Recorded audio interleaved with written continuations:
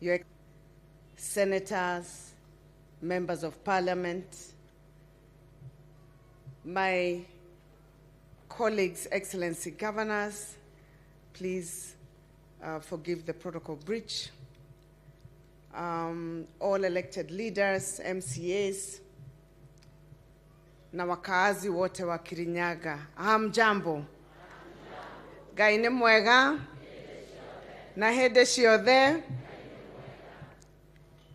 Mimi Mheshimiwa Rais, ningependa kukushukuru sana kwa kukubali kuja kushirikiana na sisi katika ibada ya leo ya shukrani.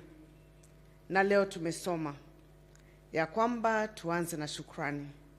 Kwa hivyo tunataka kushukuru sana na naibu wako kwa kuja.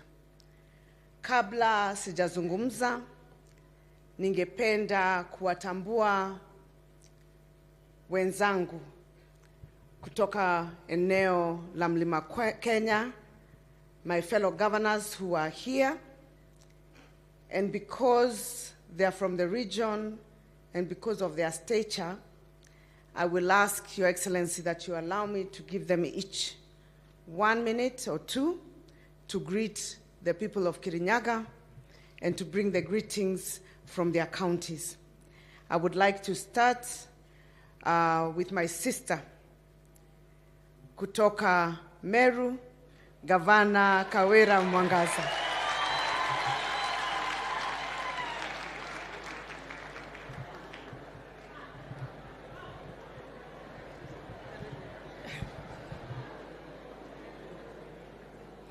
Your Excellency, Rais wetu tunayependa sana, Deputy wako, Rigiji, Clergy wote, Bishops wote, watumishi wa Mungu, Governor wenzangu, Senators present, Members of Parliament, na kanisa lote la Kirinyaga. Mugeni. Bwana pewe sifa. Bwana Yesu ainuliwe. Sitapoteza muda mwingi, napenda kusema kama vile mhubiri amehubiri siku ya leo. This is a Thanksgiving service. Na mimi nimetoka all the way from Meru kuja kurudisha shukrani. Number 1, kwa sababu ya maombi yenu. Mliombea Meru County na mkaombea gavana wa Meru. Mungu awabariki katika jina la Yesu. Number 2, ni kwa sababu ya rais wetu tunayempenda kuingilia kati kupitia mdogo wake, akasema lazima kuwe na amani Meru. Na tunapoongea sasa tuko na 2 weeks Meru ikiwa imetulia. Deputy President wetu aliniita, tukawa na kikao na yeye kwa masaa, akaita Members of Parliament, akaita MCAs, akaita viongozi wote, na ninaposimama hapa Meru kuna amani. Kwa hivyo namshukuru Mungu kwa sababu tunaye president ambaye ni mpenda amani. Bwana asifiwe. Nataka kumalizia nikisema hivi. Mtumishi wa Mungu alisema ya kwamba we give thanks even for the things that we've not seen. Nataka kushukuru Mungu kwa sababu najua after 2 months tutakuwa na kongamano kama hili Meru County, tukiwa na rais wetu na mdogo wake kurudishia Mungu shukrani. Kwa kanisa la Mungu, the Bible says in 1 Corinthians 2 verses 9, what eyes have not seen, what no ear has heard, what no human mind has conceived, things that God has prepared for the people that love God. Kwa hivyo kwa kanisa la Mungu, maundu maria matari mono, maundu maria matari maiguo, maundu maria matari mecirio ni andu, ni mo Ngai aigeire kanitha. Tembea kwa ujasiri kama mtumishi wa Mungu, tembea kwa ujasiri kama mtu ambaye anayemjua Mungu, kwa sababu things that have not been heard or seen or being conceived in the minds of people, God has prepared for you. God bless you mightily in the mighty name of Jesus. Indeed, my sister. I would like now to invite my younger sister, who I have known for very many years. We were in school together, and we've been friends for many years, and now she has joined me in the race for governing, and she can attest that it is exactly what she thought it was. Governor Cecily Mbarire from Embu. Mkaribisheni.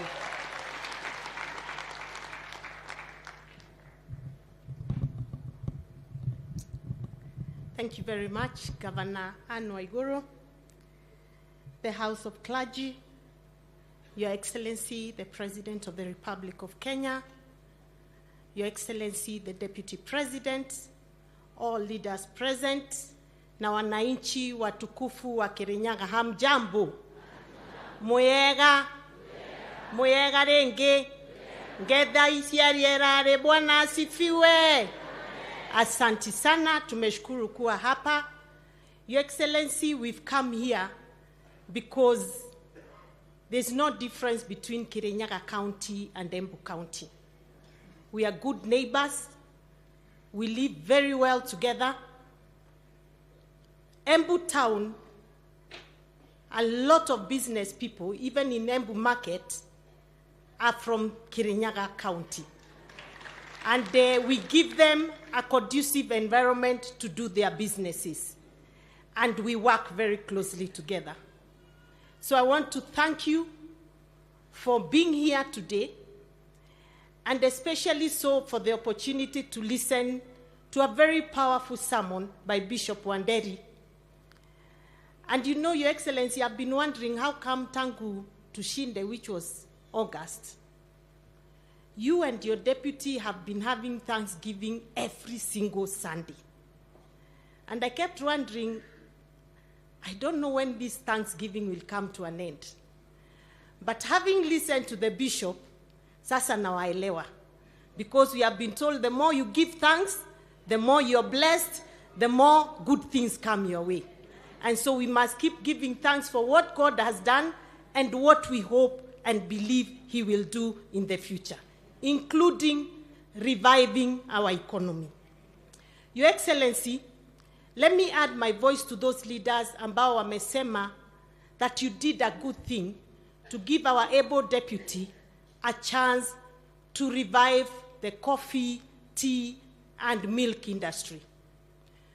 Your Excellency, when you came to Embu for a similar function on 4th of December, I told you that the people, the farmers of tea, coffee, and milk are suffering.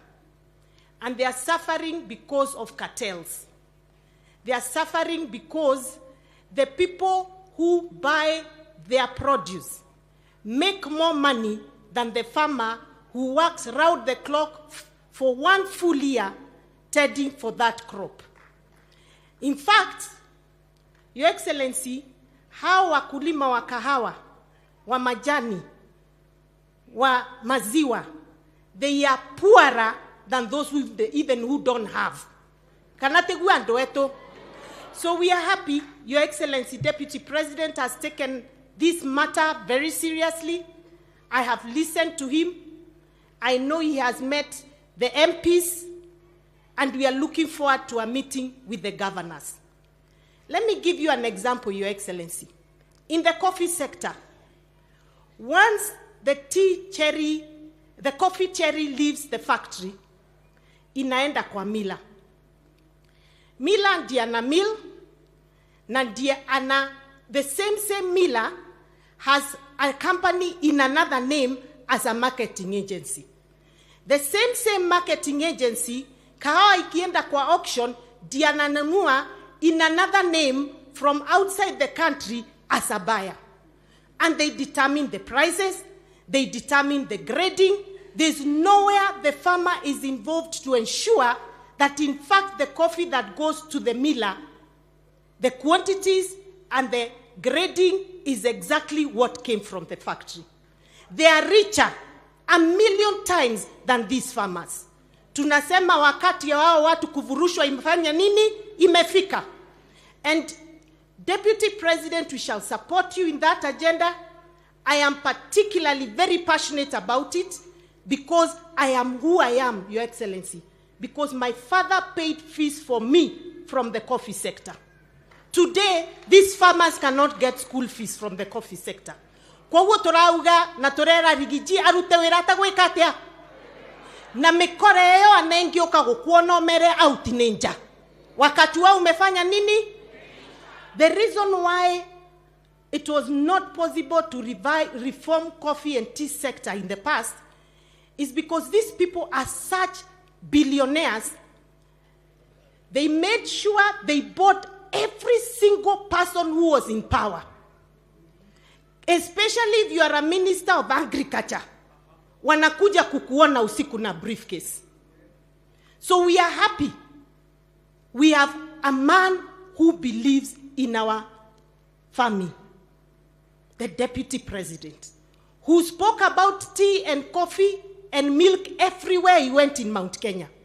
We are happy we have a president who spoke about tea, coffee, and milk everywhere he went in this country. And so we know hao watu hakuna mahali ya kwenda. Na hata Mheshimiwa Linturi aliniambia yeye hawatawahi muona. So please help us. Nitoetekaneria ndoeto. Asanti sana. The other thing, Your Excellency, macadamia nuts. Ilisemekana some time back that the only macadamia ambayo inaweza leave the country is processed macadamia. It was a good idea because the idea was to make sure we help local investors to start off investment in macadamia. But what happened? They also created a cartel. The Chinese who used to come and buy macadamia in Embu and Kirinyaga would buy up to 150, even 200 shillings a kilo for macadamia. Wakati wa rivurushwa, today, farmers are selling their macadamia for not more than 40 shillings a kilo. Nadiauma. So we also want that law to be reviewed. Wacha tupeleke macadamia yetu mahali pesa iko. Because at the end of the day, tulisema tunataka pesa mfukoni. There's a market that is between, right at the entrance of Embu and Kirinyaga is Makutano Market. Kuna barabara ya Maumau inajengwa hapo, inaelekea towards Nyeri. We are requesting, Your Excellency, through your good office, that as they do that highway, the dual, because washafika Makutano, tafadhali hiyo town pande ya Kirinyaga na pande ya Embu tutengenezewe, tuwekewe lami, ndio hiyo town ionekane mzuri, as a way of giving to our two counties. And Your Excellency, we also look forward that hiyo Maumau Road itakuja ipite Kirinyaga, iteremke Embu, iende Tharaka Nithi, iende mpaka Meru, because Maumau was for all of us. So tungetaka hata sisi tusaidike na Maumau. Finally, Your Excellency, you know, there's a way people want to distract you from doing the right thing. And I can see people have started distracting, but I'm happy you're not the kind to be distracted. Wameanza sasa maandamano. Wazungu kutoka Amerika wanaongea, sijui Jeffrey Smith anasema, we know how things happened and we know we won and I'm ready to give evidence. Evidence ambayo hawakupeleka kwa Supreme Court wainyamazie kabisa. And we want to tell Mzee Raila Odinga, you started maandamano in 1990s when I was in secondary school. 97 ukasema you are rigged out. 2007 you are rigged out. 2013 you are rigged out. 2017, you were rigged out. 2022, you were 5 times, my friend. Unaendelea tu, utaki kukubali kwamba umeshindwa. Let us tell him something, that you are now old enough to be mzee wa mboma, wa kupatia the other leaders advice. You are in your late 70s, for heaven's sake. How much longer will Kenya continue to suffer because of your actions? Tafadhali achana na sisi, pumzika. In fact, you should let people like Ina David Ochieng to take over the leadership mantle of Nyanza province. That is what is leadership. Na pia, Your Excellency, I don't know whether you know there was a meeting in Mombasa ya viongozi kadhaa na wanajijua, and I'll tell you their names. Nao ndio wana finance huyu mzee, na ndo tunataka kuambia hata wao wafanye nini, wakome. Na wakicheza, mimi mwenyewe nitasema majina yao. Muthenyari yore goro parigisi matige gututhumbura kana atia. Ngai wa moya murathime. Your Excellency, you're most welcome. We are looking forward to seeing you in Embu on the 1st of June. Madaraka ndega akorwa Embu na mambo mazuri kutoka serikali yako imeanza kuingia Embu. Tumefurahi sana. And watu wa Kirinyaga mmekaribishwa, na tutakuwa na stadium kubwa sana hapa Njokere. Njokere is right at the boundary of Kirinyaga and Embu. Kwa hivyo watu wa Kirinyaga pia watasaidika hapo, and we are very, very happy. Ngai ya murathime munona nitumwendete na mukaga Embu mutakuinaina ni kwenyu. Thank you. Thank you, sir. We will be coming to Embu without fearing. And now, finally, Governor of Tharaka Nithi, tafadhali mkaribisheni. He is also our in-law, Governor Mudhomi Njuki.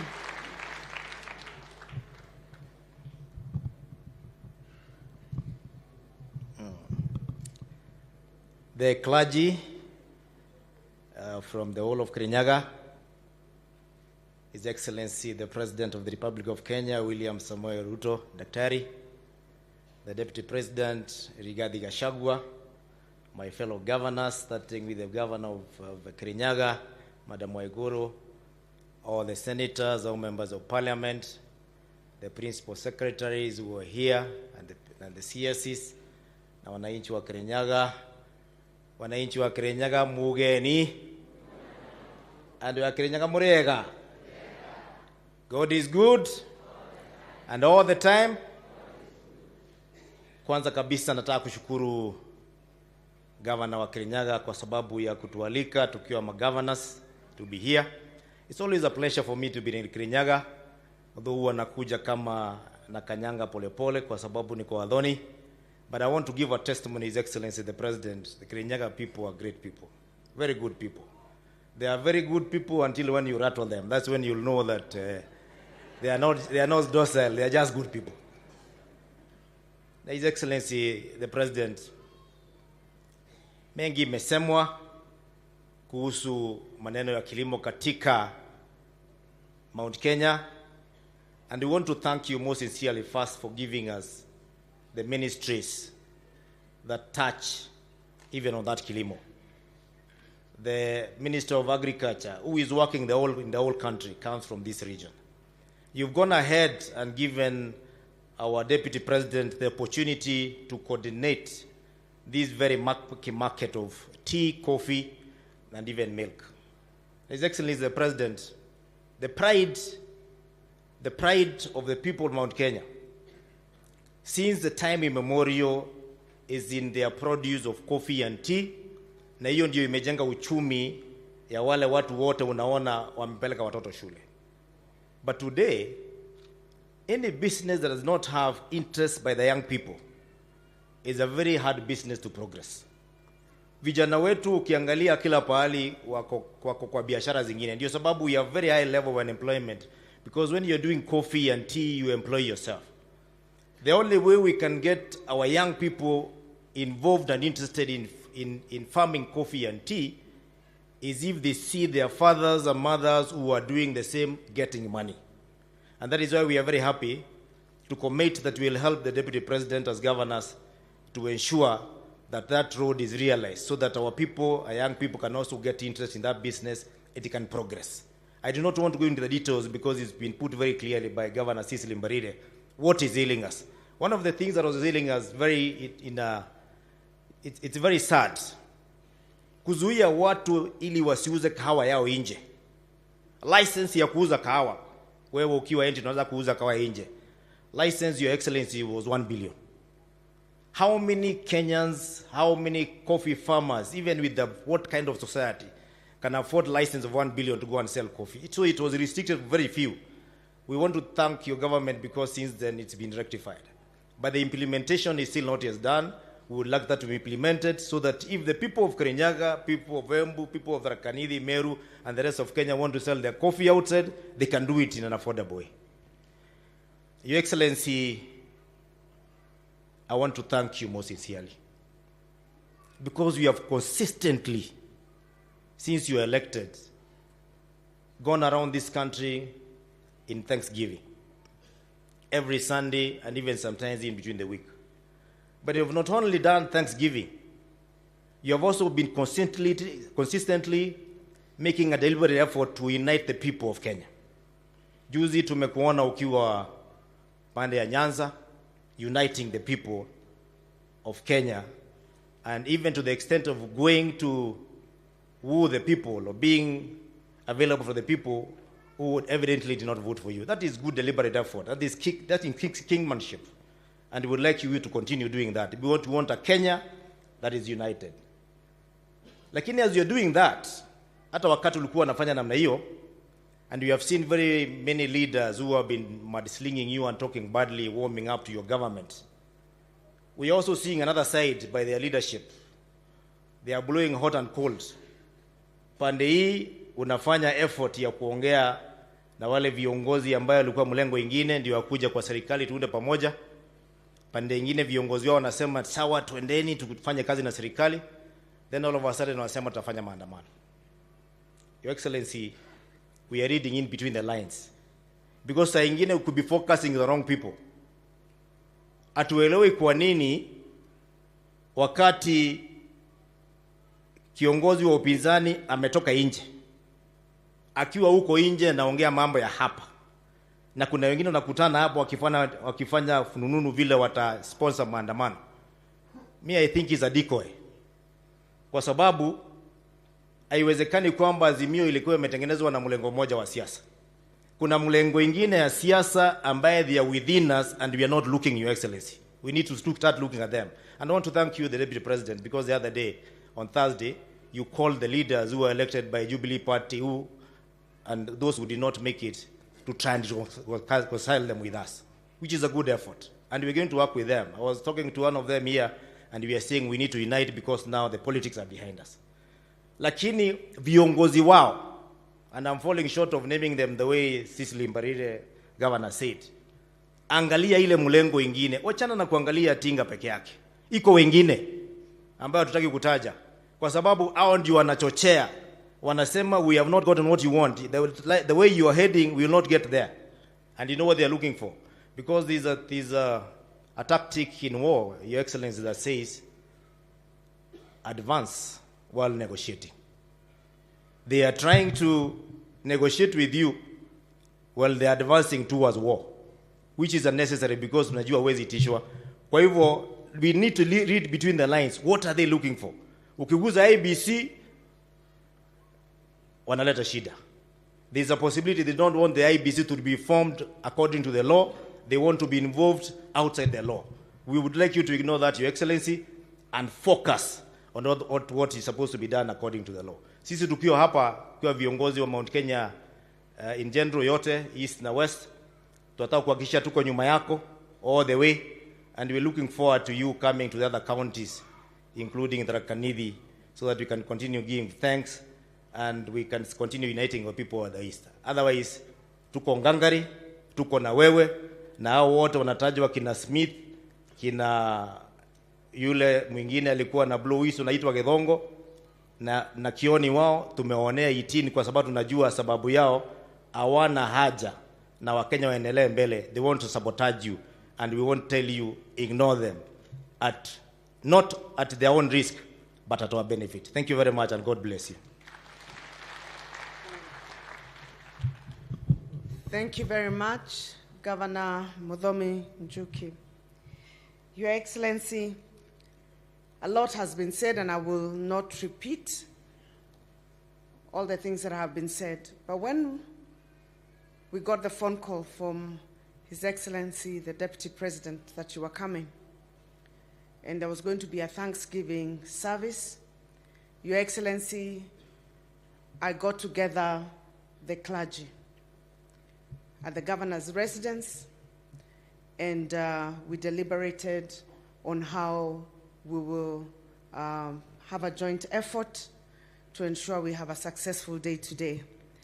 And therefore, Your Excellency, first and foremost, I would like to sincerely, from the bottom of my heart, thank the clergy for putting together this service despite the very short notice, and working very hard for the last 4 days, day and night, to make this service a success. Asanteni sana. Your Excellency, when we met them, they gave me a few requests to present to you, and that is why I'm carrying a booklet. It is not in vain. It's not things that I have just thought out of my head, but there are some things we deliberated, and they requested that I bring them to your attention. They are simple things, Your Excellency. Things that, as I always say, ukinena tu, by tomorrow, probably most of this will be sorted out. The first one, Your Excellency, they said the process of registering Christian marriages is very lengthy.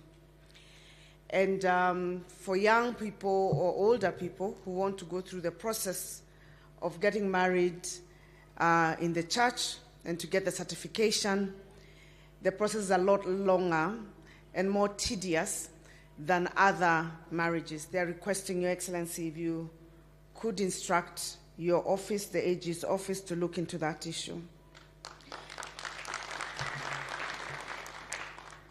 Your Excellency, the second thing they said is that they are law-abiding citizens as a clergy, and they abide with the law. However, there is a requirement by the law that they should file annual returns by churches, which they very much support. The only impediment is that the clergy have to file these annual returns in Nairobi. So they have to leave Kirinyaga. Those in Nyeri will have to leave Nyeri. The other ones coming from the other counties have to leave their counties to go and file the annual returns in Nairobi. Theirs is a very simple request. If possible, Your Excellency, if you're willing, you can put a desk at the Huduma Center here in Kerugoya so that they don't have to travel very far, and it will ease the burden of filing annual returns.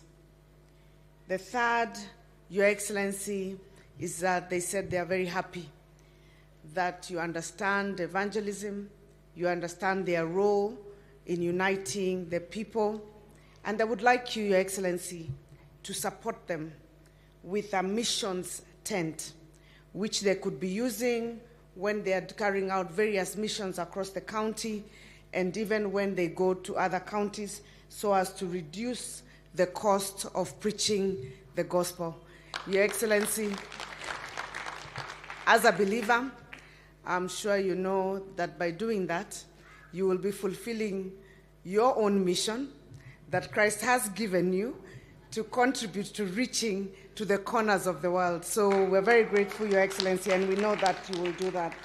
The final one from the clergy, Your Excellency, is that they said that they've always had a place which had been designated but is not theirs and is not permanent, where they gather together as the clergy of Kirinyaga to pray, to fast, to retreat and listen to the voice of God. Your Excellency, they have had you going elsewhere in other counties and making some commitments or other in need to meet the needs of the clergy in those regions.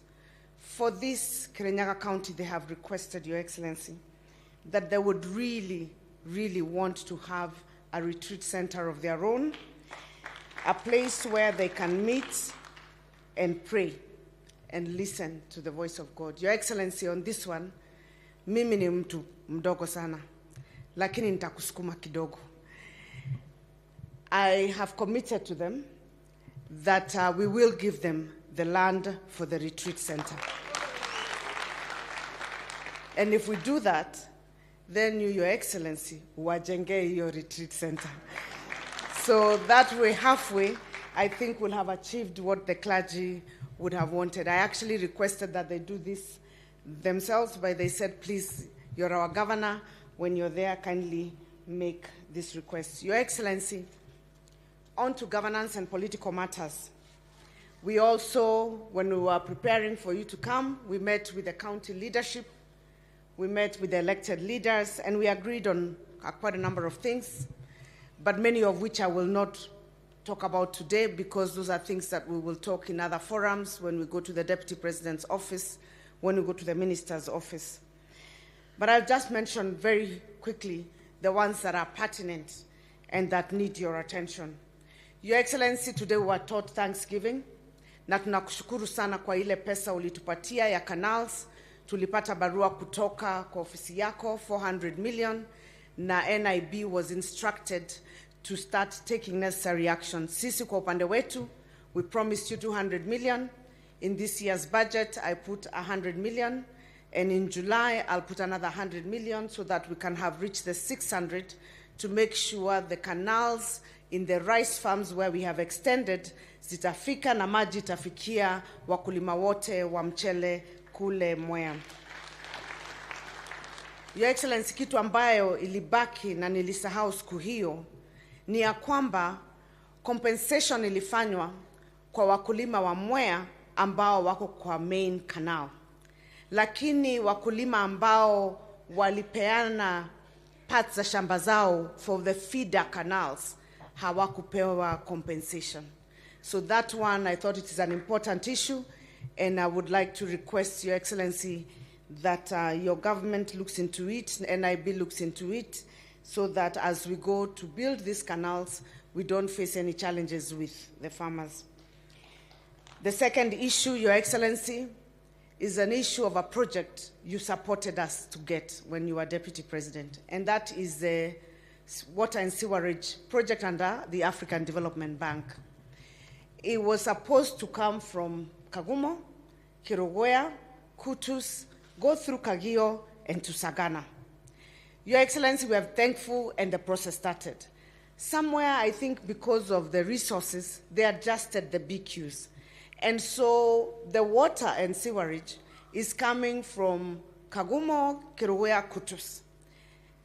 And then from there, the sewer system is not moving to Kagio and Sagana. Only the water is moving to Kagio and Sagana. Your Excellency, we want to request kwa niaba ya watu wa upande wa Sagana na Ndia na pia upande wa Kutus wapate sewerage system. Your Excellency, watu wa Mwea pia hawana sewer system. There is no sewer system in the entire Mwea.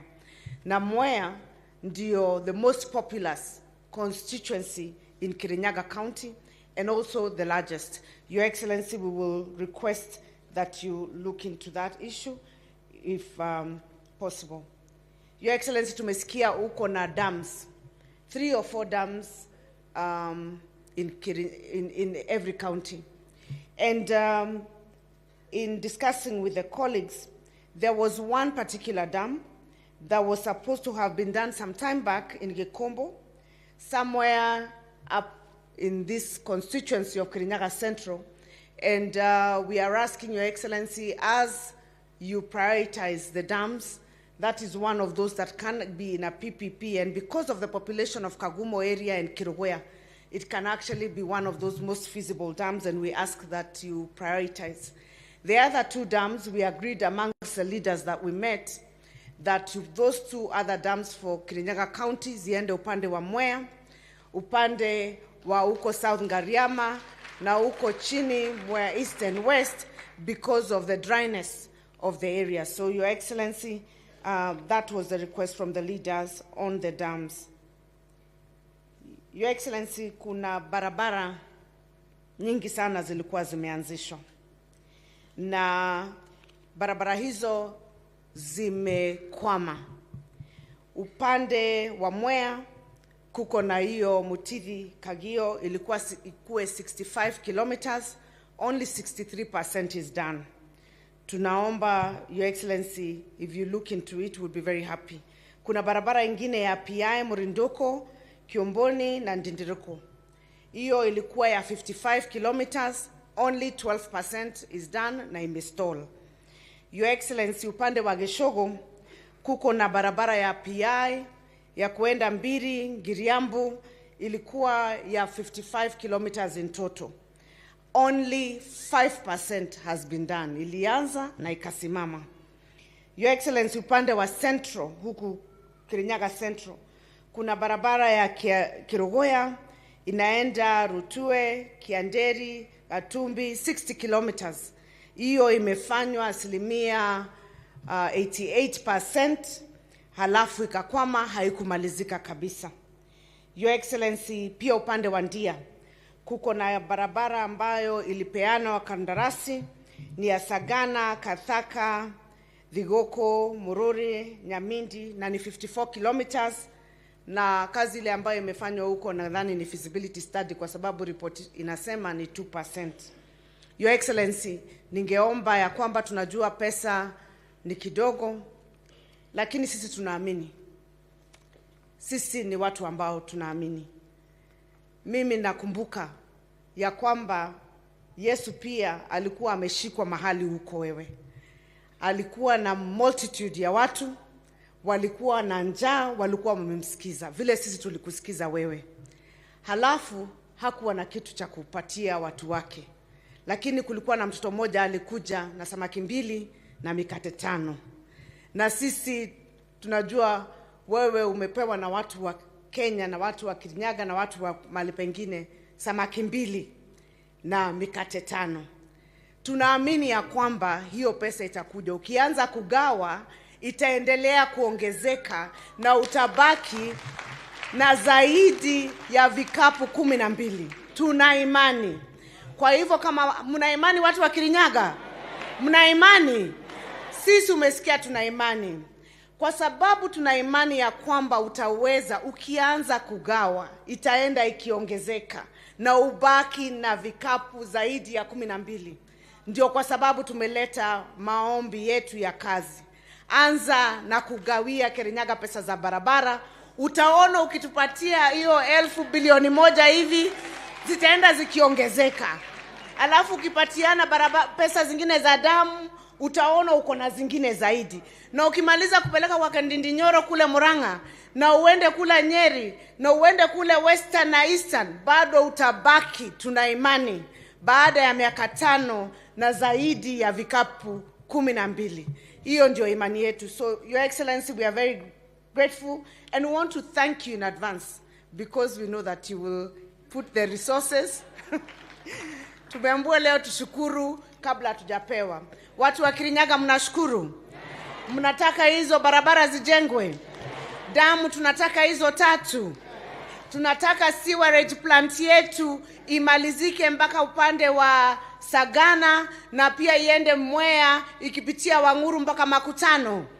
Halafu vile tauni zetu tumeombewa pia na dada yangu sisi lizifanywe. Mumeamini ya kwamba akianza kutugawia, na nakuambia Your Excellency, hebu jaribu uone. Kesho andika cheki ya Kirinyaga barabara 1.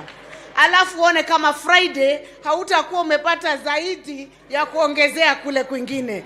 Tunaambiwa faith is the object of the things that are not seen.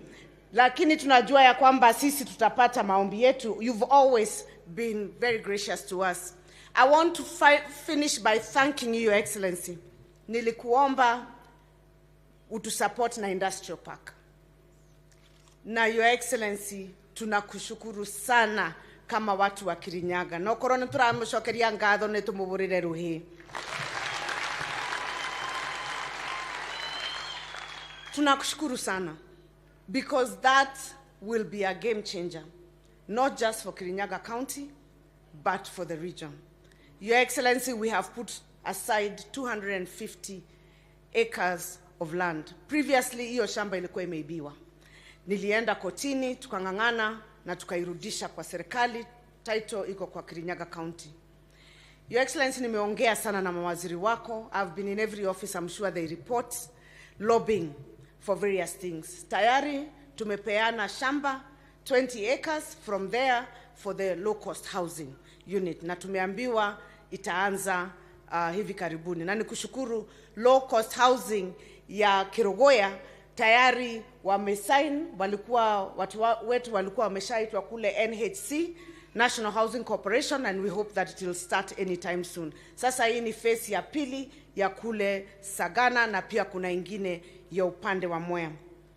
Pia katika hiyo industrial park tuko na sports complex, tuko na TVET, na tuko na social amenities. We want it to be a mixed use industrial center, a climate smart industrial center. Sisi tunakushukuru kwa kutuombea pesa wakati ambao ulikuwa kule Korea, na tutashirikiana na ofisi yako kwa sababu ya basic infrastructure.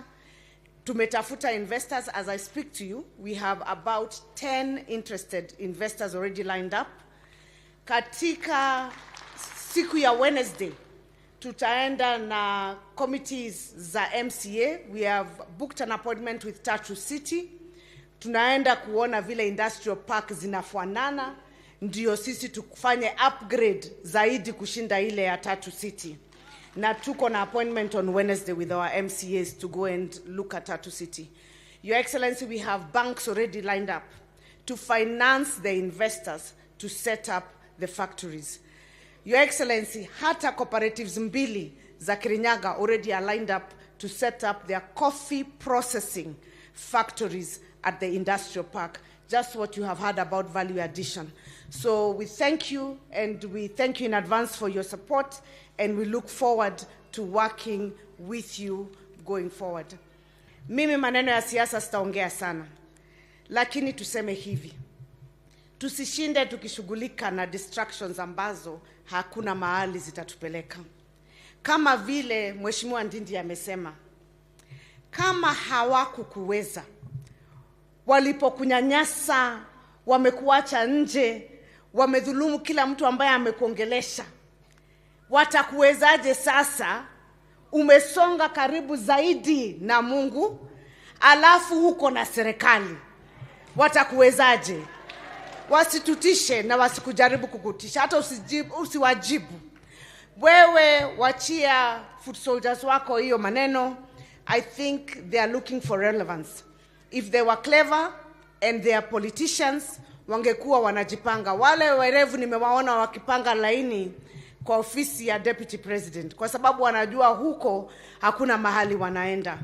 Hao wasishinde wakitubabaisha. Sisi tuko mlengo wa kazi na tunaendelea na kazi miaka 5. You have a promise to deliver, and we want to work with you to deliver. You have changed the conversation in this country, Your Excellency.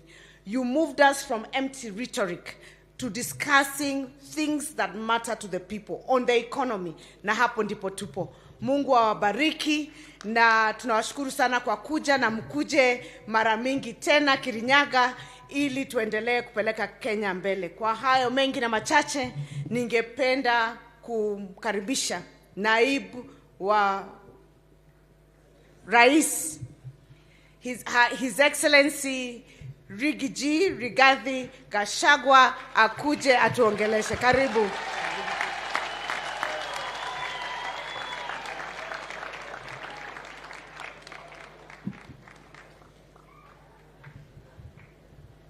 Thank you very much. Please be seated. Maaskofu wetu na kanisa, rais wetu mpendwa Mheshimiwa William Ruto, gavana wa Kirinyaga Mumbi Waiguru, magavana ambaye wametutembelea, waheshimiwa wabunge hasa wa hapa Kirinyaga na wale wengine ambaye wametembea, wageni wote ambaye wamefika hapa Kerugoya. God is good and all the time. Nisalimieni kwa haya mwadhani agosho. Mwathani agoshwo rĩngĩ. Asante sana. Makasisi wetu, tumefika hapa kwa ibada ya shukrani, tukija kumsidikisha rais wetu mpendwa ambaye aliniagiza ya kwamba anataka kuja Kirinyaga, kwa sababu tumetembea pahali kwingi na hako na mpango wa kutembea katika kila county kwa ibada ya shukrani ya kumshukuru Mwenyezi Mungu kwa yale mema amemtendea yeye na ametendea Kenya. Tukakuwa na ushindi na uchaguzi wa amani, na Kenya ikaendelea kuwa na amani baada ya uchaguzi. Na lazima niambie nyinyi ya kwamba hawa governor na Gachoki niliwapigia simu, kwa sababu pale hamkuwa kwa hiyo mpango. Wale ambayo wanampangia rais walikuwa wamepanga pahali ingine, lakini akaniita akasema, Sunday hii inakuja, roho yangu inasikia ninataka kwenda Kirinyaga kusema asante. Nikamwambia rais, naona notice mfupi, si tuende wiki ile ingine ndio nipatie wale nafasi ya kupanga. Akasema hapana, roho yangu inasikia nataka kwenda Kirinyaga this coming Sunday. Kama governor watashindwa kupanga, tafuta kanisa moja dogo tuende hapo, kwa sababu lazima niende Kirinyaga. Kwa hivyo governor na makasisi wetu nataka kusema asante. Within a very short time you have convened this very good service, na nataka niseme asante. And mimi sikuwa na wasiwasi, mimi naelewa watu ya Kirinyaga. Nimekuwa hapa miaka mingi, I've been here for a total of 9 years. Na nyinyi ni watu ya kazi, so nilijua notice ya 4 days it's okay. Kama ni county zingine labda ningekuwa na wasiwasi, lakini mimi naelewa watu ya hapa Kirinyaga, na nilijua ya kwamba hatutakuwa na shida hata moja. Adu wa Kirinyaga, muliokuwa adu aito? Happy New Year. Ni to gatho ndirage cokia. Ni mona jabe no itu. Ino ya kinya faranga tagati. Ni mona ya kinya wega. Ithe mudio ni aigiredio heo muno ni andu aria. Ni andu a Kirinyaga nima. Uria ni mamwanjikire. Na jabe no ma. Twari handu acheke. Ithue tutire ciugo cia kanua cia kuigana cia kumucokeria ngatho ni mahoya manyu na kura iria mwatuheire mane mwatwikire wega. Andu a Kirinyaga, handu haja beno nani kuma ngoro-ini yakwa thiini amukirai ngatho ciakwa. Ithuĩ tutingihota kumuriha, no Ngai ukamuriha, na nitumuhoyagira ma, kwa sababu mheshimiwa rais, unajua hii Kirinyaga hao watu ni waajabu. Na ndio ulisema tukuje hapa, nikafurahi sana. Hawa walikuwa wamepewa running mate hapa, wakasema hapana, wachana na hiyo, tutakaa hapa kwa William Ruto na Rigathi Gachagua. Hapa Kirinyaga ndio ilikuwa headquarter ya deep state. Mipango yote rais ya kuangaisha wewe ilikuwa hapa Kirinyaga. Sasa hao watu ya Kirinyaga wamepewa running mate, ndio headquarter ya deep state na system, wakapuuza running mate, wakapuuza deep state, wakasema sisi ni watu wa William Samoe Ruto. Andu a Kirinyaga ni watu wanilie wendo, ona ithuĩ na njamba nĩ twendete kwendwo, kana inyuĩ atimia mũciria na inyuĩ mwendete kwendwo. Ngoro yakwa nĩ rakena, ngoro yakwa ĩgatuma tuma, ngoro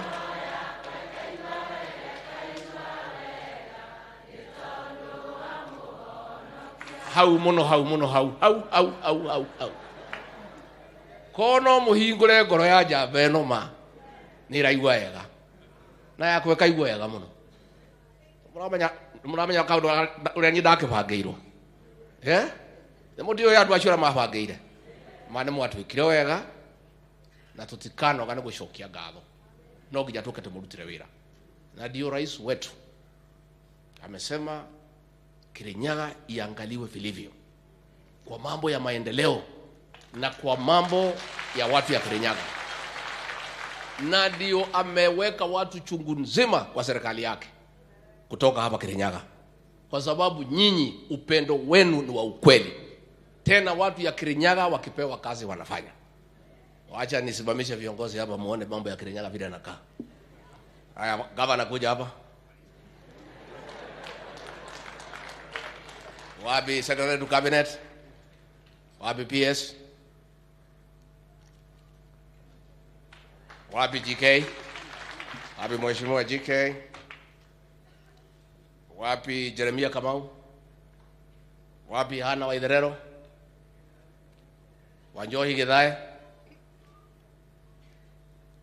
Wapi Sam Gateri? Wapi Muremi Murage? Wapi Christopher Kenywa Wanjau? Hata Dennis Tube kuja hapa. Kuna wengine wanauliza ati wewe ni nani kwa serikali ya William Ruto? Si ni mzuri tuwaambie? Sasa rais wetu kwa mapenzi yake kwa watu ya Kirinyaga na kutabua nyinyi ni wafanyikazi na mnaweza kumsaidia kutimiza yale ambayo ameahidia watu wa Kenya. Huyu governor huyu Mumbi wa Iguru ambaye alichaguliwa kwa kura nyingi sana, rais kwa mlengo wake wa Kenya Kwanza akapendekeza na kuunga mkono akuwe chairman ya Council of Governors. Ewo ni wahora kama mshari cha magavana mole. So Madam Governor Kachi. Rais akatoka hapo. Mlikuwa na kiti hapa ilikuwa strong ya yule Karaja Kibicho. Si ndio?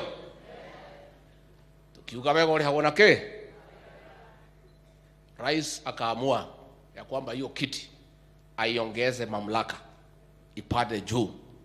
Secretary to the cabinet, mwenye kupanga mambo ya serikali, mawaziri wote, mkutano wa baraza la mawaziri, yule ambaye anaushauriana na rais asubuhi saa 7 na jioni.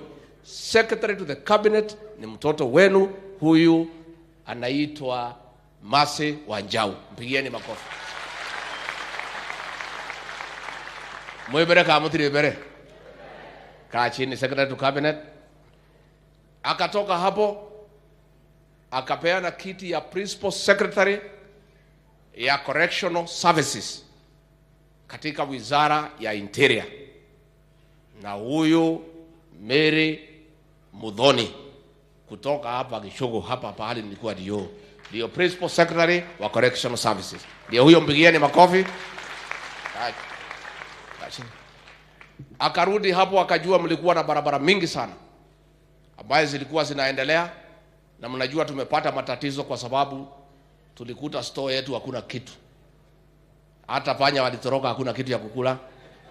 Sasa akaona mpango ya maendeleo ya barabara za Kenya. Chairman wa kamati ya transport na barabara katika Kenya ni huyu Mheshimiwa GK Kariuki, huyu wadia. Pigeni ya makofi.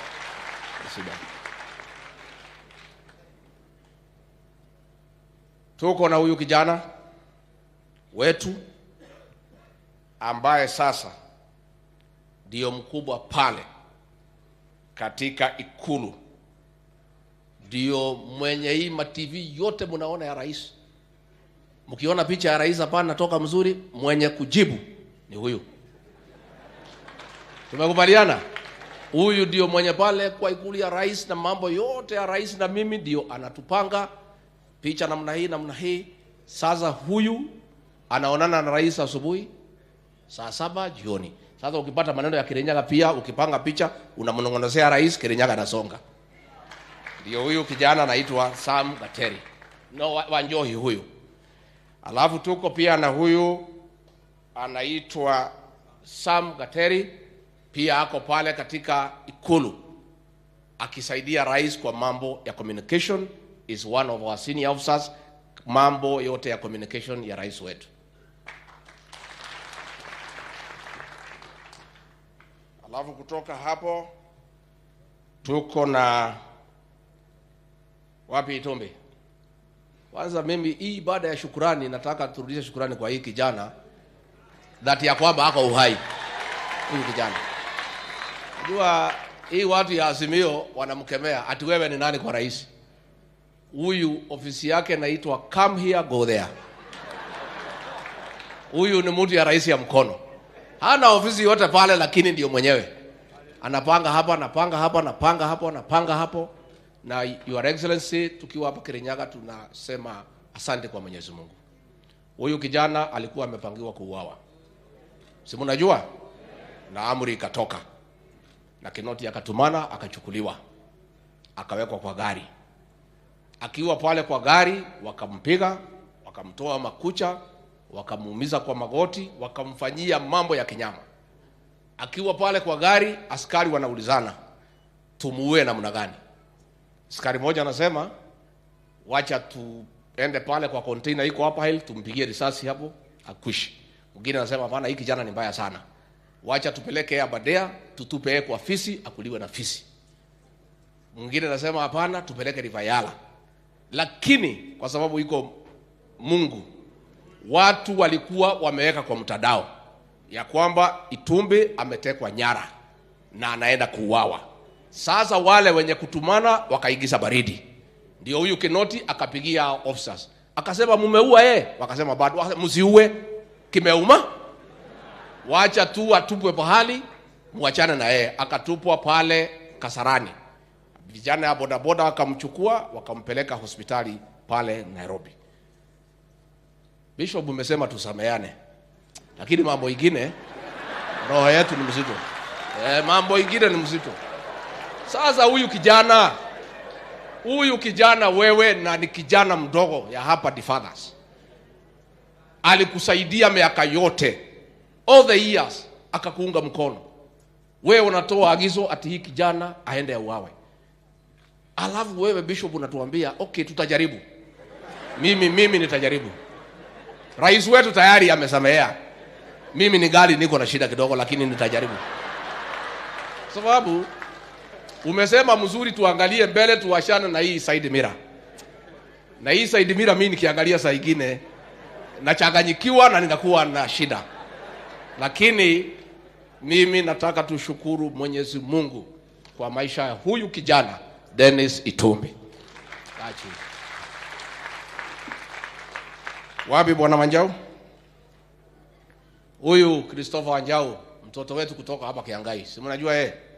Alikuwa DC na mimi zamani. Kuna hii kiti ilikuwa na Kemodho ambaye amestaafu on attaining the age of retirement, ilikuwa kiti hapa Kirinyaga. Huyu Wanjau kiti ya secretary wa National Registration Bureau. Rais amemrudishia, imekaa hapa Kirinyaga. Na wewe Wanjau uanzie Jerusalem. Ile vijana yetu yote hapa kuna vitambulisho uhakikishe wamepata. Kati watu wetu. So hii rais tunataka kushukuru hiyo kiti umeturudishia. Kutoka hapo tuko na nani mwingine hapo? Tuko na wapi Muremi? Huyu Muremi Murage mnajua yeye mtoto ya Stanley Murage. Yule alikuwa strategic advisor ya Mwai Kibaki. Si mnamjua Stanley Murage? Gimayuma gako. Gimayuma gako. Si huyo Murage alipeleka Kibaki mzuri. Mimi nikaona vile huyu Murage alipeleka Kibaki mzuri, wacha nitafute mtoto yake pia anipeleke vile alipeleka Mwai Kibaki. Sasa huyu ndio senior advisor katika ofisi yangu on coordination of development partners katika ofisi ya naibu wa rais. Na sasa wewe ukipata wazungu wamekuja pale, ukiona kitu imeanguka unachukua unakimbiza Kirinyaga alafu tunasonga. Tuko pia hii Murago ni mudi hapa Your Excellency. Lakini iko chairman yetu ya huyu Murango. Huyu. Hata kama ni mtu ya wimbo ni mfanyakazi. Lakini upunguze nyimbo sasa. Sasa ni wakati ya kazi. Huyu Murango ni chairman yetu ya agriculture. Na ndio mimi tutafanya kazi na yeye vile rais ametuagiza. Kungangana na hii watu. Hii makatel. Na rais wewe utuchunge. Hii watu ni mbaya. Hii makatel, rais tafadhali. Wewe ni ndugu yangu, you are my brother. Usiniwache katikati. Sababu hii watu tayari wametoa pesa kulipa watu ya magazeti kutuchafua. They are ruthless. Lakini this thing must be done one time. And why we could not succeed in assisting the farmer ni kwa sababu wale walikuwa kwa serikali ndio wenye kunyanyasa wakulima. Why we are going to succeed is because President William Ruto and I have no interest whatsoever in the coffee, tea and milk subsectors. The president's interest in tea ni ile majani chai anakunywa peke yake, kusema ongeza hii turungi ikuwe more better. Sisi hatuna interest yeyote. Na kwa hivyo rais wetu vile umeniagiza tushikane na hawa, tumeongea na Wamchomba na Gishimu tuunganishe tea and coffee as one caucus. We are going to meet the governors au makatel. Rais ameniambia between mkulima wa chai na mwenye kukunywa chai iko mlolongo hapa watu karibu 20. Ameniambia niondoe hiyo watu. Niwaondoe ama wakae? Tuwaondoe. Kati ya mkulima wa kahawa na mkunywaji wanatulipa 80 shillings, wanauza pale 3,000. Hii mlolongo watu 17 wanakula hiyo pesa. Sasa rais ameniambia wewe ondoa hiyo watu. Tuondoe? Tuanyita rwatha thiane mukumireria mateke. Rais na wewe utuchunge. Tafadhali. Hii watu ni kali. Lakini tutangangana. Kama hatukutishwa na watu ya system na deep state na Azimio, hawa watu wanatuweza. So huyu Murango ni senator wetu na ndio chairman wa kamati yetu ya agriculture. Finally tuko na huyu Dr. Jeremiah. Hata ile kalamu imeteua yeye, rangi haijakauka. Rais amemteua kuwa chairman wa National Standards Council. Ashikilie pale. Na sasa wewe ufanye kazi, unatoka pale Mwea. Na watu ya Mwea mambo bado, mambo mengine iko. Asante sana. Lakini sasa governor wewe sasa na tuko na wewe na hapa. Naona governor saa ingine wanachanganyikiwa. Wewe unasema rais ajenge retreat center peke yake. Apate baraka peke yake. Sisi tutatoa baraka wapi?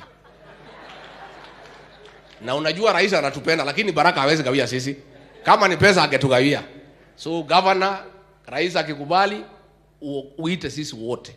Hata sisi tunatafuta baraka kwa Mwenyezi Mungu. Ndio tusaidiane pamoja. Kwa hivyo watu ya Kirinyaga, adu wa Kirinyaga jabaneno. Eno eta Ruto. Niyo mwathurire. Kwendera ka kuringiririo. Ma. Eno. Ni mwakena ri ukire. Ni mwakena. Ndi amuhete uhoro. Ndamwirite kandi amwirite. Ngimwira ucio gutiri kundu arathie. Mundu ni uriku? Na rais wetu tunakushukuru hapa katika Mount Kenya. We made a conscious decision to support you. Not because you had an arrangement with Uhuru Kenyatta, no. Not because you are college, no. But because you have a pragmatic, clear strategy to revive our economy and put money in our pocket. That is why. And so far, Your Excellency, you have started well. Na ndio nataka kuambia huyo mzee ya maandamano. Tafadhali, please. Enda tafuta wenye walikuwa na kuunga mkono. Wachana na huyu rais wetu. The president is busy, he has work to do. Wewe umeenda umetafuta mzungu pale naitwa Jeffrey Smith, ni mfanyikazi yako. He has a contract with you. He is a consultant. Unatuambia ati yako ati whistleblowing. Didi amesema filimbi ilikuwa kule kwa World Cup. Hii filimbi ni nini unafanya nayo saa hii? What you are doing, tunakuonea 18 wewe mzee. Wewe. Tunakuonea 18. What you are doing is what you have done all the years. 1997 ukashindwa na Moi. Ukaleta kisirani, ukamutisha nini, ukaitwa. You came to government through cooperation. Ukakuja, ukaharibu serikali ya Moi. Aliharibu wako haribu. Katoka hapo 2007 tukakulima na Mwai Kibaki. Ukaenda nyumbani. Ukaleta shida, ukaitwa. Ukakuja through nusu mkate, ukatatiza serikali. Ukakuja hapo tukakushinda 2013. Ukajaribu kuleta shida.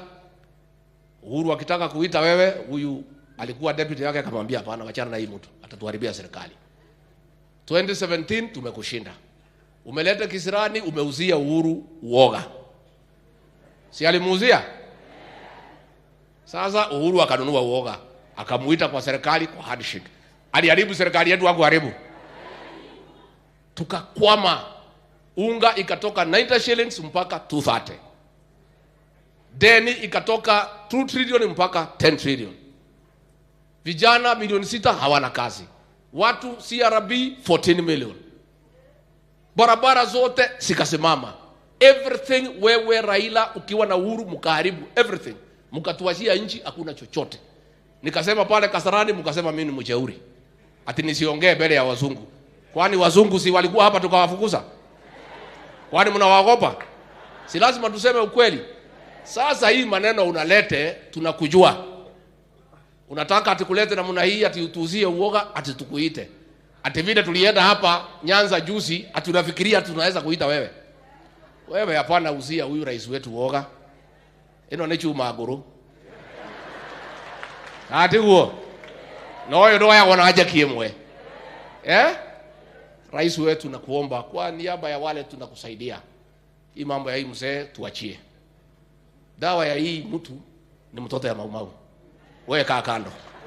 Kaa kando. Wewe rais please endelea na mambo ya uchumi, utusaidie, mambo ya Hustlers Fund utusaidie, utafute pesa ya kulipa barabara, uniunge mkono na hawa utusaidie mambo ya chai, kahawa, mchele tusaidie. Mambo ya hii mzee wewe kaa kando. Wewe kaa kando. Neguo. Hii mambo ya mzee tukiwa na hii akina Dede Waiguru wachia sisi. Lakini hatuwezi muacha wewe rais peke yake ndio utakaa kando. Huyu mzee tunamjua. Na mwenye kutuma na kuwapatia pesa anajulikana. Hata hii mbunge alikuwa ya Daragwa. Mwenye kutuma yeye tunamjua. Na wewe unatuma hii mjumbe ya Daragwa. Si uongee wewe tukujibu. Mbona unatuma huyu mtu? Si uongee. Unamtuma ya nini na hiyo lugha ni yako? Hiyo lugha ya kuunganisha watu. It is you, we know you. We see you. We understand you. Don't say that fellow from Daragwa. Talk yourself. And we are here. Tumanyana na wewe. Huyu William Ruto, huyu president wetu. One of my duties as deputy president is to protect his leadership. Na hakuna mtu ambaye atagusa yeye. Na rais tafadhali wachana na mambo ya huyu mzee, tuko hapa. Kuanzia kesho tutapanga na hao vile tutakaa na hiyo watu. Na hiyo maneno ya kupambana na hao tunajua hiyo. So utatupatia nafasi wiki moja mbili tuweke hao kwa line, wakiingia line turudi kwa mambo ya kahawa na majani chai na maziwa. Ndio mkwenda. Sasa Bishop Waderi asante sana. Your Excellency tulisoma na huyu bishop. Na amesema vile mimi nilikuwa na shida. It is true. Nilikuwa nakuja 5 kilometers na kurudi 10. Lakini naona tu ameona ataharibu heshima yangu kusema ukweli. Angesema pia my feet were jiga invested. Sina nilikuwa nimekuliwa na gage, nilikuwa naenda namna hii.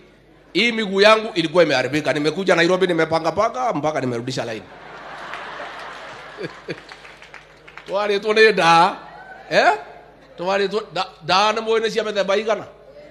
Igana.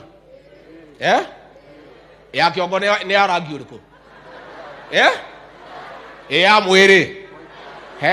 Tuli aingi.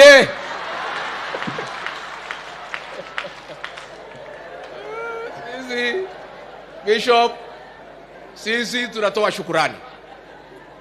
Pahali Mungu ametoa huyu president wetu na mimi na hawa wote, tunashukuru Mwenyezi Mungu. Ado itone dake na taneta president ndimwire Ngai witu amurathime. Amwike wega. Murore magukumia. Amwararamirie mihaka. Amugitire kuma kwi ndwari. Mĩciĩ yanyu yurage irathimo ihiana mbura njega. Gwenda inyuothe mũkĩre twamũkĩre President William Samoei Ruto. Karibu bwana.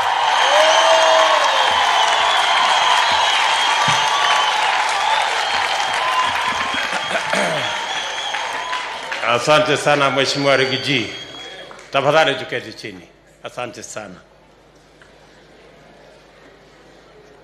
Asante sana. Viongozi wetu wa kanisa, maaskofu, wachungaji, pastors mlio hapa, ndugu viongozi wote wenzangu wa hapa Kirinyaga na Kenya mzima, wananchi wa Kirinyaga na Wakristo, hamjambo. Ando aito muriega.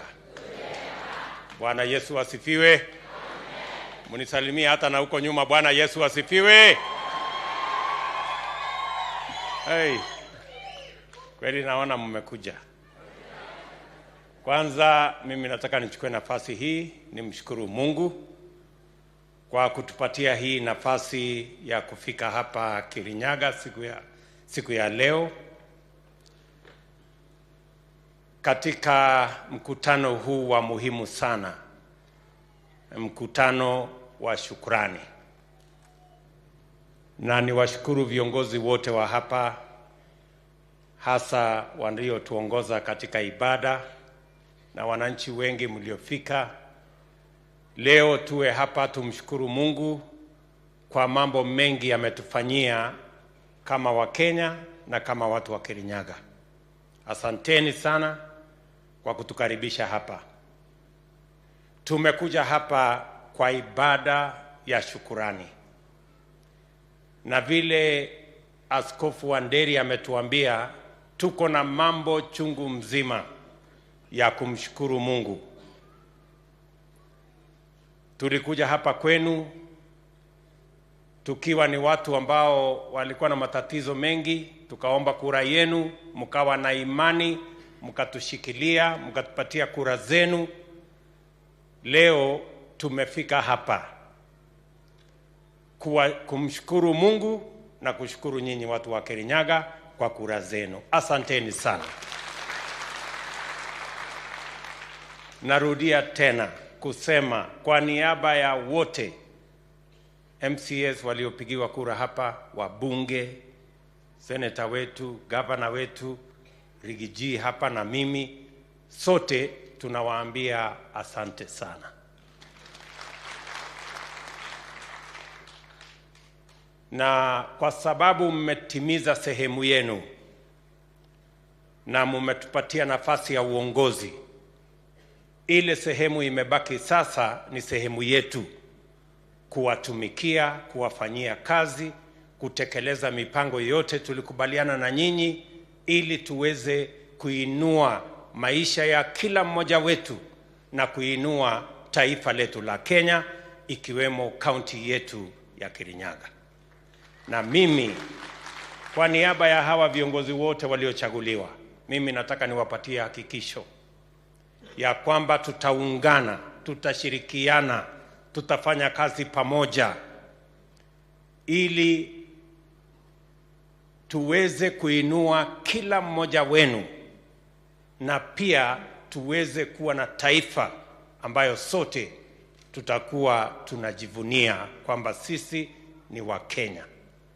Mimi, I want to give you my assurance that we will do that which is possible and that which is within our power to ensure that we keep our promise and we transform our nation and we positively influence the life of each and every one of you and each and every Kenyan. Tutashirikiana pamoja hivyo. Na ndio tumekuja hapa kumshukuru Mungu. Na asanteni sana kwa kuja kwa wingi, ili tuhakikishe kwamba hii shukrani yetu sote tunaungana ili tuweze kwenda mbele kwa pamoja. Asanteni sana kwa kutuombea, kwa kuombea taifa letu.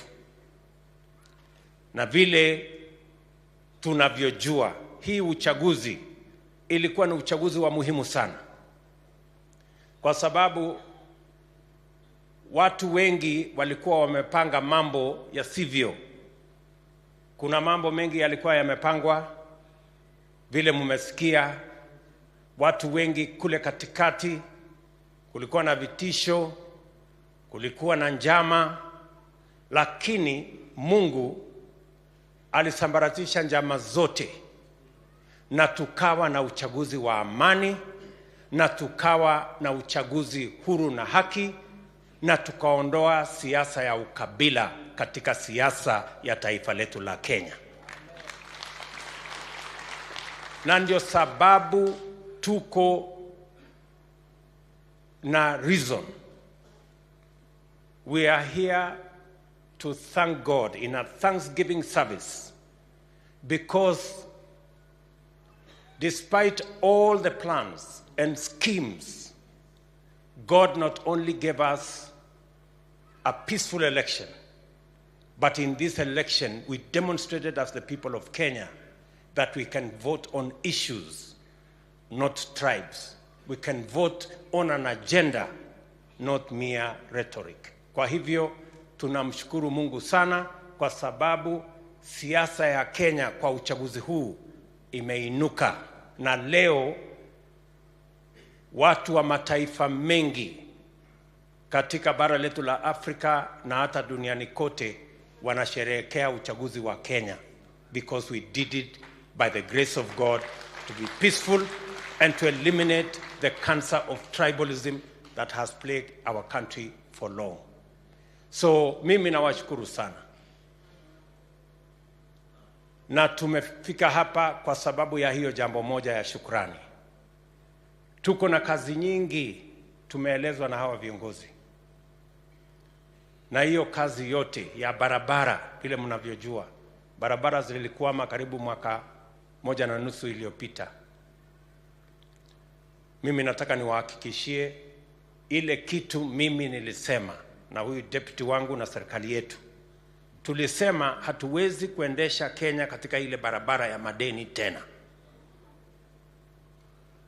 na tutahakikisha ya kwamba tunaweka uchumi yetu mahali ambapo hatutakuwa na madeni. Tutahakikisha kwamba maendeleo yetu iko katika msingi wa ile ushuru tunakusanya kama wa Kenya. Tuko na pesa ya kutosha. Tukikusanya ushuru, kila mtu alipe kodi mahali inafaa alipe, tutakuwa na pesa ya kutosha kuendesha taifa letu la Kenya na kuondoa madeni ambayo yanakumba taifa letu. Pale kulikuwa na uzembe ya watu ambao hawataki kukusanya ushuru. Tukawa na watu ambao walitumia mamlaka kuondoa ushuru kwa watu wengine, kwa sababu huyu ni rafiki wa ule asilipe ushuru, kwa sababu huyu ni mtoto wa ule asilipe ushuru, kwa sababu huyu ni ndugu ya ule asilipe ushuru. Hiyo maneno tumesema Kenya haitakuwa animal farm. Kila mtu atalipa ushuru, mdogo na mkubwa.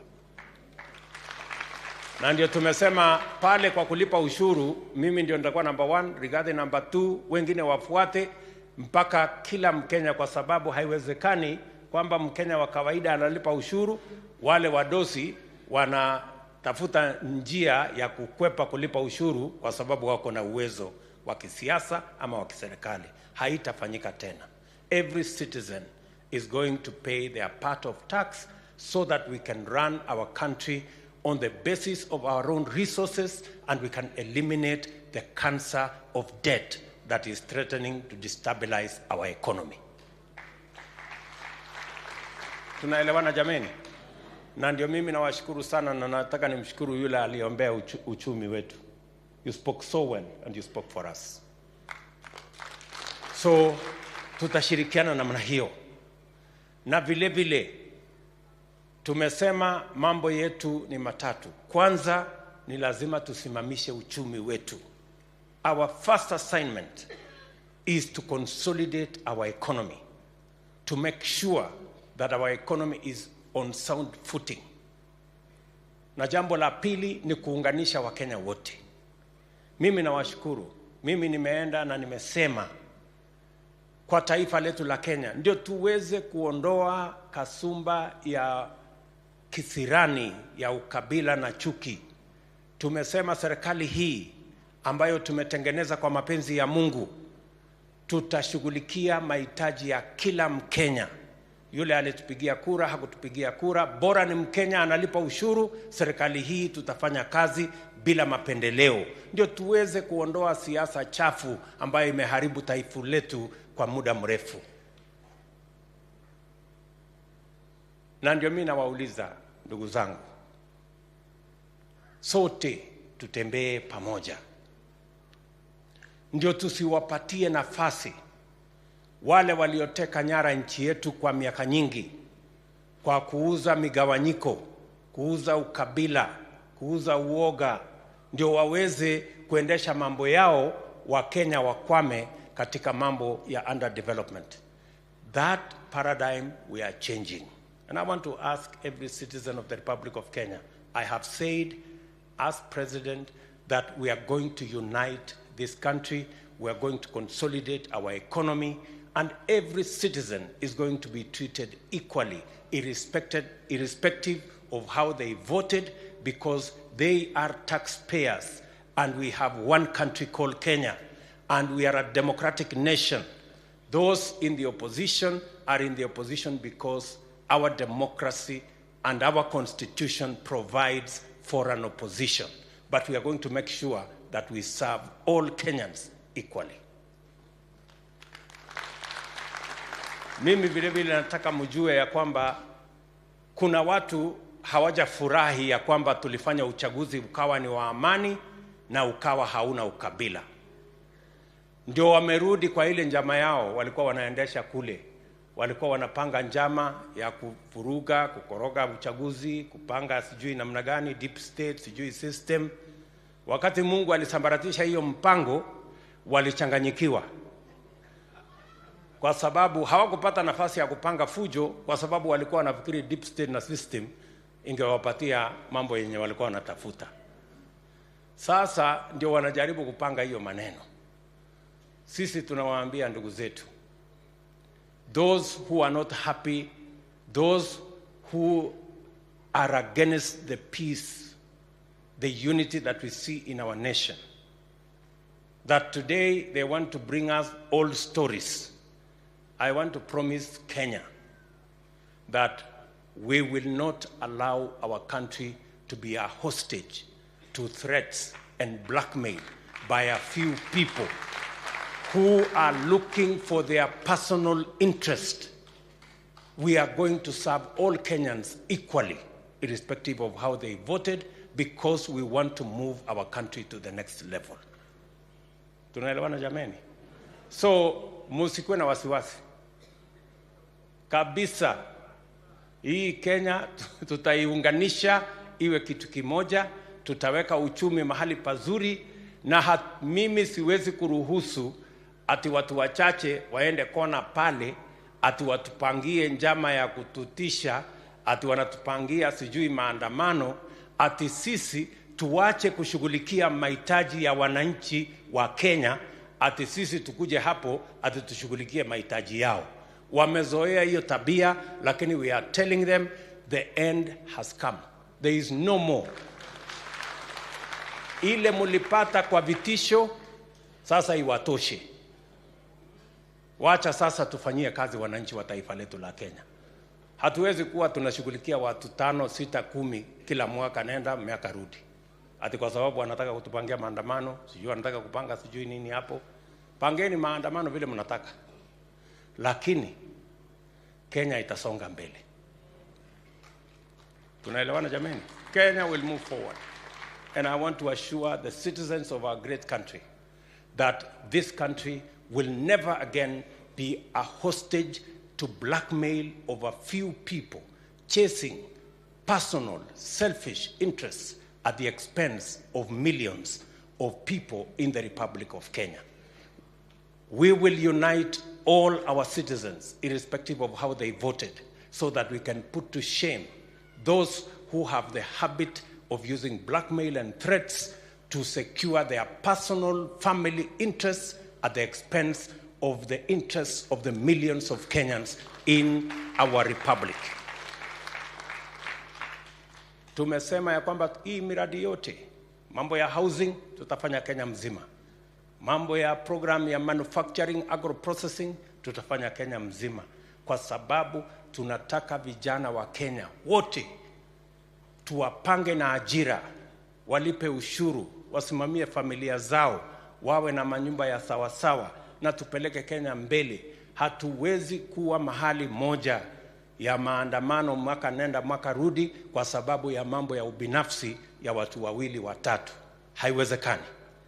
We told them they can never hold this country hostage again, and we will not allow them.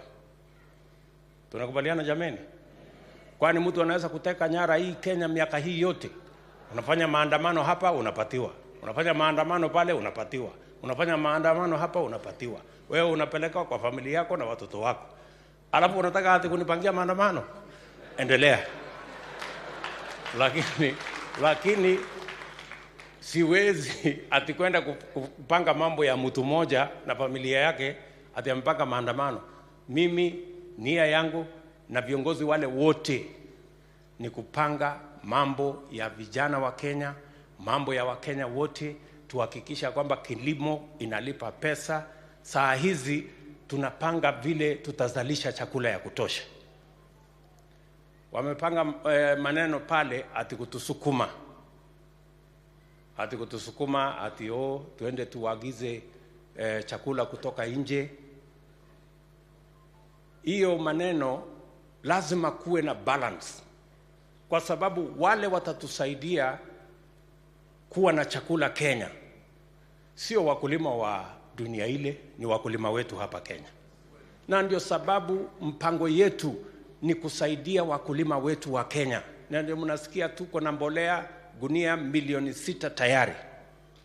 Tutafikisha mbolea kila sehemu ya Kenya ili tuzalishe chakula hapa nyumbani, tuweze kuondoa njaa.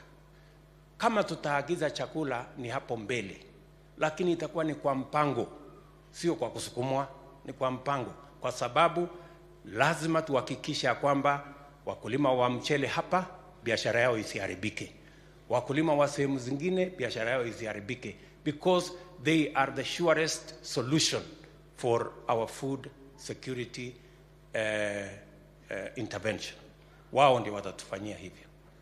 Vile vile wanaona hii watu ya makatel. Tulisema ya kwamba wale wako katika wakora na matapeli, wako huko kwa kahawa, wako kwa chai, wako kwa maziwa. Sasa ati wao ndio wana finance hii mambo ya maandamano, ati kwa sababu tumesema tutafukuza makateli. Wapange maandamano kwa wanataka, lakini kwa kahawa na chai na kwa maziwa watatoka. Yes. Sindio? We are promising them they can finance whatever they want to finance. But our farmers can no longer be the slaves of brokers and cartels who have taken hostage our markets. And Mr. Deputy President, you have my very clear instructions on what you need to do. Unajua hii kazi ingefanywa na mawaziri, lakini unajua hii makatel na hii watu mabroka ni watu wako na ujeuri mingi, na ni watu wako na ukora mingi, wanaweza kuzungusha mawaziri. Ndio nikamwambia wewe Deputy President, rungu yako ndio ile kubwa, tandika hii watu na wahame wakihama na waende wakiandanga, kwa sababu wametuzungusha miaka nyingi, but their day has come. Tunaelewana jameni? So wanaweza kufanga ile wanapanga, lakini watawachana na biashara ya wakulima, watawachana na maziwa ya wakulima, watawachana na kahawa ya wakulima na chai, ili kila mkulima awe na pesa mfukoni. Na tutaanza mwaka huu. Hata ile ushuru tayari tuko na mpango. Hata ile ushuru inawekwa mambo ya chai, tumesema katika budget inayofuata tutaondoa hiyo ushuru, ndio tuanze safari ya value addition ya chai yetu. Haiwezekani miaka 60 baada ya sisi kuwa nchi huru only 5% ya chai yetu inafanywa value addition. We have to take it all the way ndio mkulima aweze kupata pesa, vijana wetu wapate ajira katika ile mambo ya agro processing, na tuhakikisha kwamba tunazalisha nafasi ya ajira na pia tunaongeza mapato kwa wakulima, ndio tupeleke taifa letu mbele. Mimi nakubaliana na gavana wenu, tutajenga hapa industrial city hapa Sagana, na tayari tumepata pesa ya hiyo kazi. Iko process kidogo, watu wa kutoka Korea wamesema watatusaidia. Mbali na hii industrial city hapa, tuko na industrial city ingine pale Naivasha, tuko na industrial city ingine hapa Nairobi, tutapanua industrial city Mombasa pale Dongo Kundu. Tuhakikishe ya kwamba tuko na soko ya mazao yetu na mkulima anapata dhamana in the value addition and agro processing value chain to ensure that we benefit from ile mazao tuko nayo hapa nyumbani. Kwa hivyo tutashirikiana pamoja na nyinyi. Mambo ya cotton, vile mama wetu alisema kule Mwea, tuko na hiyo mpango. Mambo ya irrigation, mumesikia imesemekana hapa kwenu almost 73% ya kule Mwea haina maji ya kutosha, na ndio tumesema tunaweka mpango ya dams. Na mkisikia nyinyi ambao ni representatives wabunge, mimi nataka niwaulize wabunge, bora mmesikia tunasema iko dam, wewe usingoje next morning uko kwa ofisi ya waziri, kwa sababu sasa sio ndio kazi ya representation. Sasa hii mambo yote, mambo ya serikali yetu ambayo tumeunda pamoja na nyinyi, nyinyi msingoje Rigiji afike ama msingoje president afike. Mkisikia mpango ni hii, ingia kwa wizara hii na ile, and I am very happy that watu wa Kirinyaga, nyinyi si watu wa ngojea. Nimesikia report watu wa Kirinyaga walikuwa kwa hiyo ofisi, endeleeni namna hiyo. Hiyo ofisi yote, wale watu wako kwa hiyo maofisi, msiwapatie amani mpaka mpate haki yenu, si ndio? Na ndio sababu tumewaweka pale ili waweze kuwahudumia. Tutakuwa tunapanga, wao wana implement pamoja na nyinyi mkifuatilia. So tutashirikiana pamoja na hivyo. Kwa viongozi wetu wa kanisa, ile maombi nimesikia kupitia kwa governor wetu wa hapa Kirinyaga. Naona mmeshukuru kwanza kwamba kwa ile appointment ya kuja kuniona kule. Sasa hata vile ya kupanga itakuwa ngumu, kwa sababu sasa mmetanguliza shukurani. So nitapanga hiyo maneno. Mambo ya yenu ya kufile returns, mmesema ya kwamba mnataka hiyo kufiling returns ya kanisa ifanyike karibu hapa kwa Huduma Center. We are going to make it even better. Hakutakuwa hata na haja ya kwenda kwa Huduma Center. Bora uko na simu na uko na internet, utakuwa unafanya hapo nyumbani kwako. Kwa sababu sasa tumesema we are digitizing all government services. Sasa services yote ya serikali itakuwa kwa mtandao. Wewe una file returns ukiwa kanisani hapo, unafinya tu, mambo inaisha, alafu tunasonga mbele. We are also going to see how to make sure that matters marriage is also simplified. Ndio kusiwe na bureaucracy mingi na mambo mengi ambayo hayana maana. Kwa mambo ya tent, nimeshakubali ya kwamba nitawatafutia tent kubwa na viti.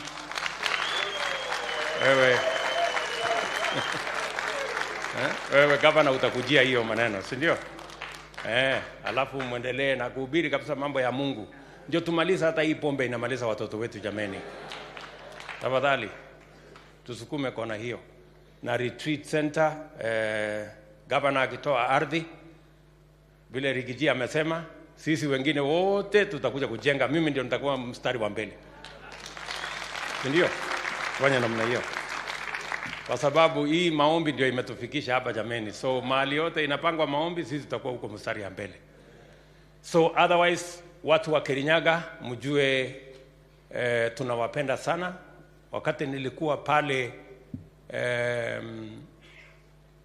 Kwa mambo ya dam, nilisema ya kwamba tutawasaidia kufanya ile channeling, na tayari 400 million shillings is available, ndio tuweze kuongeza ile mahali ya kuzalisha mchele, na vile vile hizo dam zingine 2 ndio tunataka tuongezee, ndio pia tuwe na irrigation program expanded, itoke hata kwa mchele ingie kwa mimea ingine, and that is what we are going to do.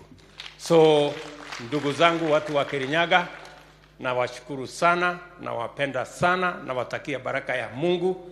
Endeleeni kutuombea, na mkirudi nyumbani msalimia watoto wenu, familia zenu, na kila mmoja wenu. Mungu awabariki na awajalie. Asante sana. God bless you. Thank you very much.